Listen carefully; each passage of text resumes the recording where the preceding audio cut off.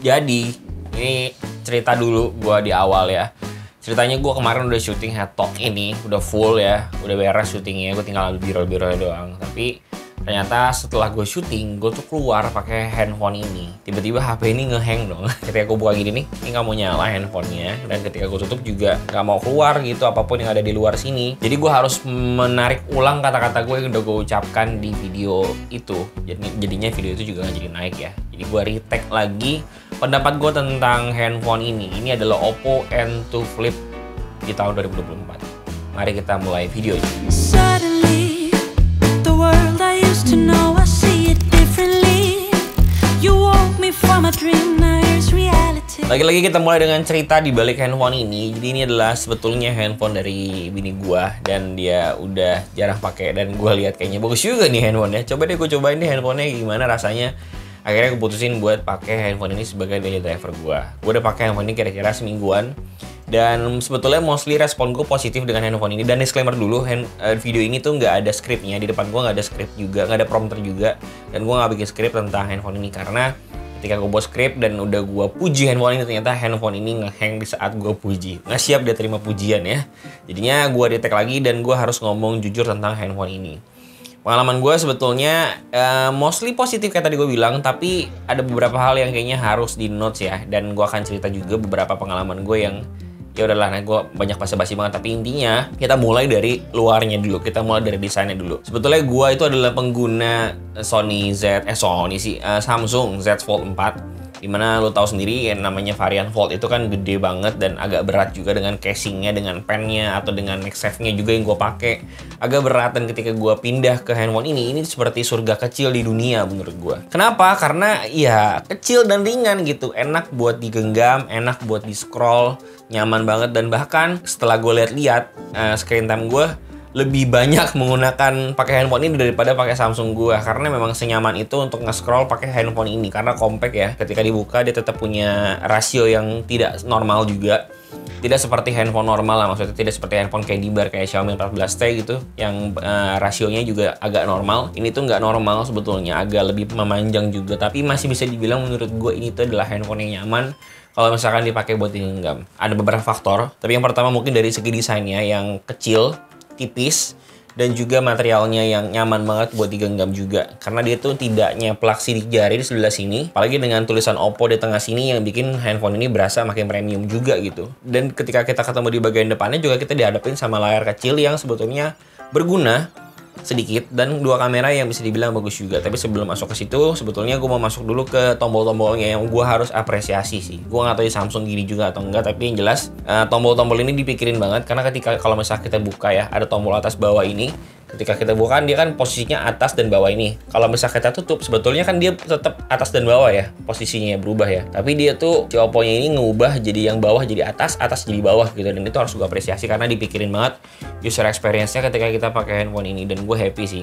Agak kaget juga, ternyata berubah juga loh. Kalau atas jadi atas, bawah jadi bawah gitu. Gue gak tau ya di Samsung kayak gitu juga atau enggak. Lo bisa bantu gue juga komen di bawah karena gue gak pernah pakai Samsung Flip sebelumnya. Setelah itu gue juga dihadapkan juga dengan layar di depannya yang buat gue sangat membantu sekali kalau misalkan kita lagi jalan atau lagi di tempat-tempat yang kita nggak mau kelihatan kalau kita pakai handphone yang besar gitu. Karena layar ini mostly gue pakai kalau misalkan gue lagi jalan atau olahraga atau lagi lari gitu. Karena yang pertama enak digenggam, lalu juga layarnya itu tetap membantu kita gitu. Dan ada beberapa juga aplikasi yang bisa dibuka di layar depannya. Misalnya WhatsApp di sini bisa kita buka di sini.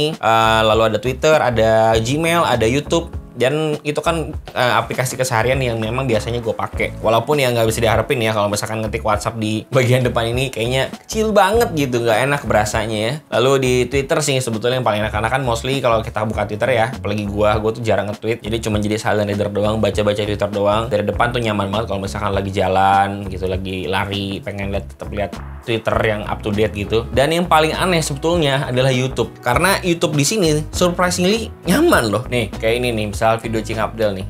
rasanya kayak enak ya, kecil gitu ya, nyaman. Dan kalau misalkan lu sambil lari atau sambil jalan tuh kayak ya bisa nonton gini gitu dari kecil, kayak happy gitu. Ada rasa kayak berguna handphonenya ketika dilipat jadi kecil. Tapi mungkin minusnya adalah gue nggak ngerti kenapa ya di aplikasi YouTube ini, terutama kalau misalkan lu full screen kayak gini, kan lu full screen nih.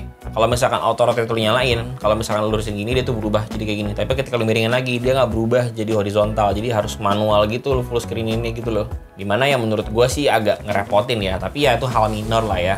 Mungkin beberapa software update ke depan akan diperbaiki, tapi kayaknya enggak juga sih, ini 2 tahun handphonenya ya. Dan kalau misalnya kita lihat di depannya juga ada 2 buah kamera yang sebetulnya masih oke banget dipakai untuk foto. Dan kelebihannya adalah kalau misalnya kita padukan layar depannya dan kamera ini, kamera bagian belakangnya kalau misalkan dilipat jadi kamera depan, ini jadi berfungsi untuk selfie kamera yang cakep banget buat gua.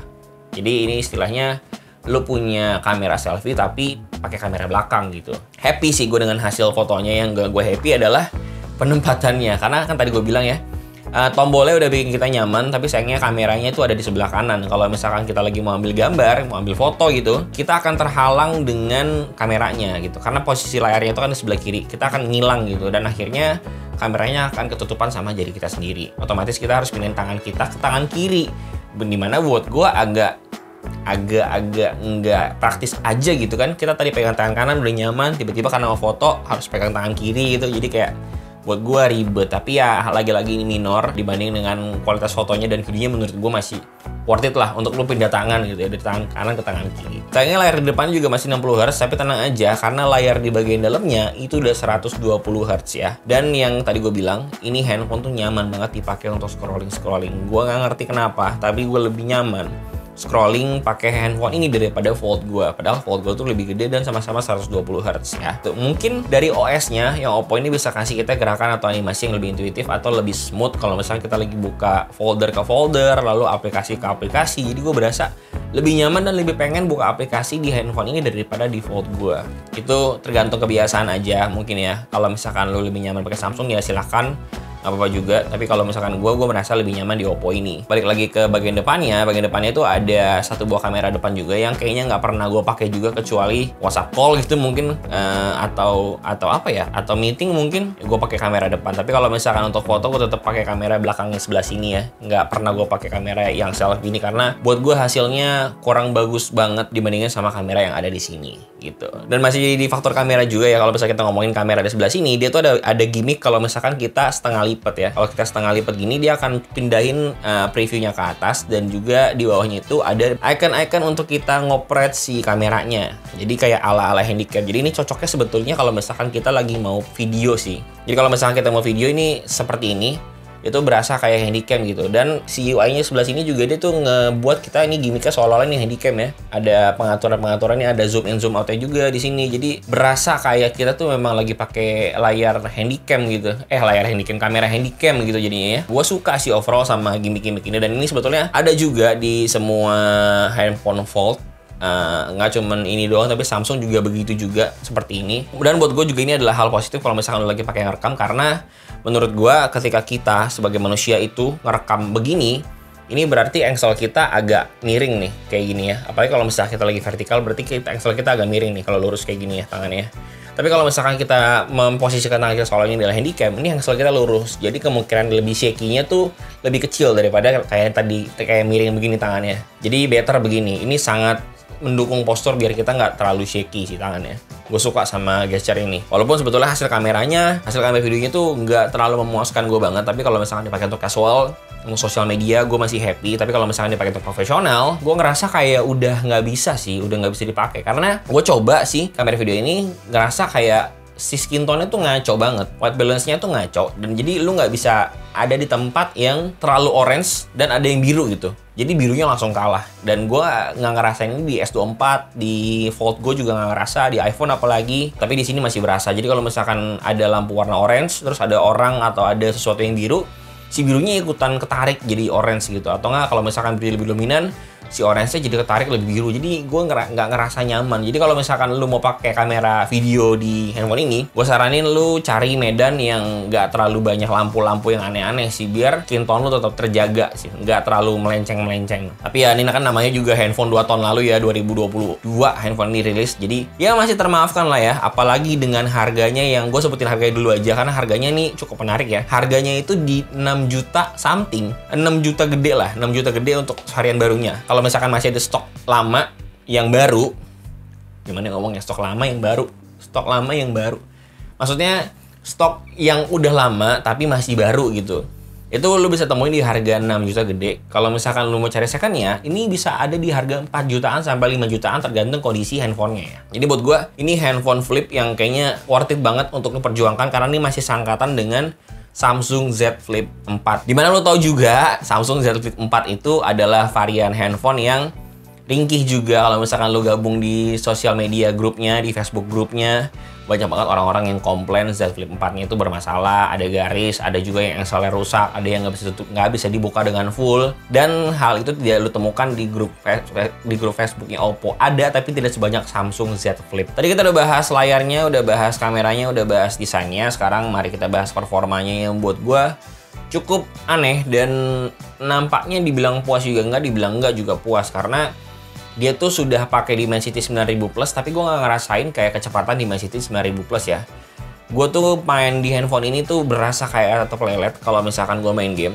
Jadi gue main game Mobile Legends sih tetap bisa di mentok kanan, tapi kalau misalkan kita main semacam PUBG Mobile gitu, dia tuh cuma bisa di grafiknya di smooth ekstrim. Jadi gue kalau misalkan main PUBG itu biasa gue tetap usahain semaksimal mungkin handphonenya di ekstrim tuh di grafik mana. Kalau misalkan di Xiaomi itu dia tuh bisa mentok di HD ekstrim. Ekstrimnya hilang kalau misalkan dibikin ke SDR. Nah di handphone ini cuma mentok di smooth ekstrim. Lo naikin dikit ke balance itu udah langsung hilang si tulisan ekstrimnya. Jadi ini cuma bisa di smooth ekstrim. Dan ketika mainin smooth ekstrim, main PUBG pakai handphone ini tangan lu berasa panas banget dan nggak nyaman banget untuk main game di handphone ini. Itu baru PUBG Mobile, belum Genshin Impact yang lebih panas lagi kalau misalkan dimainin di handphone ini. Panas banget ya. Udah gitu sering banget ada frame drop kalau misalkan lagi keluarin skill, padahal skill-skillnya juga masih nggak serame itu animasinya, tapi udah ada beberapa frame drop dan lagi-lagi panas juga handphone ini. Dan kalau misalkan kita ngomongin elektronik yang merasakan panas, itu artinya baterainya juga ngedrain lebih cepat lagi, terutama di handphone ini. Jadi di handphone ini baterainya bisa dibilang nggak bisa lu harapin lah ya. Lu harus bawa powerbank kemana-mana kalau misalkan lu lagi pengen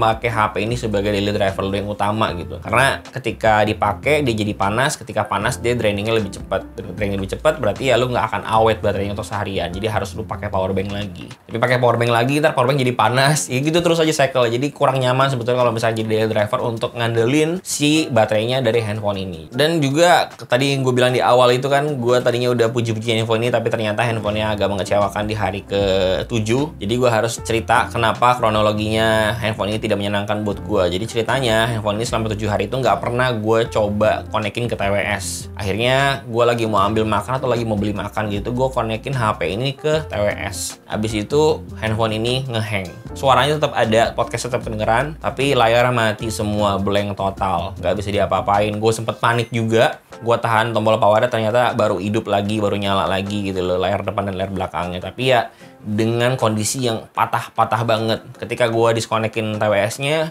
baru dia nyala dengan normal. Tapi ketika gue konekin lagi dan gue dengerin podcast lagi, dan dia ngelakuin hal yang sama lagi, itu patah-patah lagi. Gue nggak tahu itu masalah software atau gimana, karena TWS yang gue pakai itu TWS Xiaomi yang Xiaomi Buds 5. Apakah dia ciong sama Xiaomi, gue juga nggak ngerti. Ataukah dia memang nggak bisa connect ke TWS, atau dia memang agak berat kalau misalkan lagi playback ke TWS. Tapi yang jelas gue nggak nyaman sih, karena TWS itu kan merupakan aksesoris utama yang kita pakai kalau misalkan kita lagi pakai smartphone. Tapi kalau misalkan kita pakai TWS aja dia langsung ngehang, jadi buat apa kita pakai smartphone ini gitu loh. Tapi ya di luar itu, kalau misalkan lu nggak pakai TWS, handphone ini masih nyaman banget untuk dipakai. Gimana menurut lu semua yang masih pakai handphone ini, atau mungkin setelah nonton video ini jadi kepengen beli?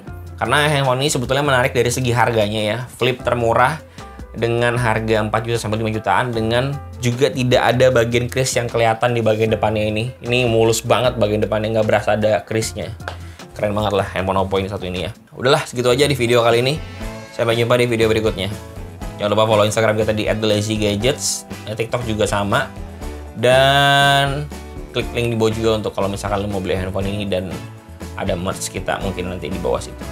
Sampai jumpa di video berikutnya.